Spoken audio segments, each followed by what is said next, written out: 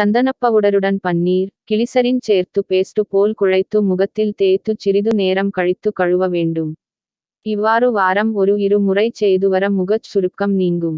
புளிவாழைப்பழத்தை பிசைந்து அதனுடன் பயத்தம் மாவு போன்றவற்றை கலந்து முகத்தில் தேய்க்க முகம் பொலிவு பெறும். பப்பாளி பழத்தை நன்றாக அரைத்து அத்துடன் சில துளிகள் பால் மற்றும் பாதாம் எண்ணெயை சேர்த்து முகத்தில் பூசலாம்.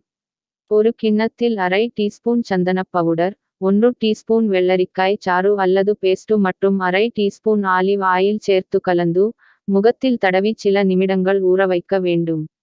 பின் சாதாரண நீரால் முகத்தை கழுவ வேண்டும். இந்த மாஸ்கை வாரத்திற்கு 2 முறை பயன்படுத்த நல்ல பலன் கிடைக்கும். ஆரஞ்சு தோலை நன்றாக காய வைத்து அதை அரைத்து மாவாக்கி பேஸ்ட் போல் பயன்படுத்தலாம். இவ்வாறு செய்தால் முகம் சுருக்கம் நீங்கும், முக பொலிவும் பெறும்.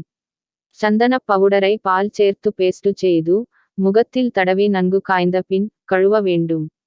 இதனால் முகத்தில் உள்ள அழுக்குகள் வெளியேற்றப்பட்டு முகம் பொலிவோடு இருக்கும். கற்றாழை ஜெல்லில் 1 டேபிள் ஸ்பூன் சந்தனப் பொடியை சேர்த்து கலந்து பேஸ்டு செய்து கொள்ள வேண்டும். பின் முகத்தில் தடவி உலர வைத்து கழுவ வேண்டும். இதனால் வெயிலால் பாதிக்கப்பட்ட சருமம் குணமாகும். சந்தனப் பவுடர் மற்றும் மஞ்சள் தூளை ஒன்றாக கலந்து அதை பால் அல்லது தயிர் சேர்த்து பேஸ்டு செய்து முகத்தில் தடவி காய வைத்து கழுவ முகம் பிரகாசமாக இருக்கும்.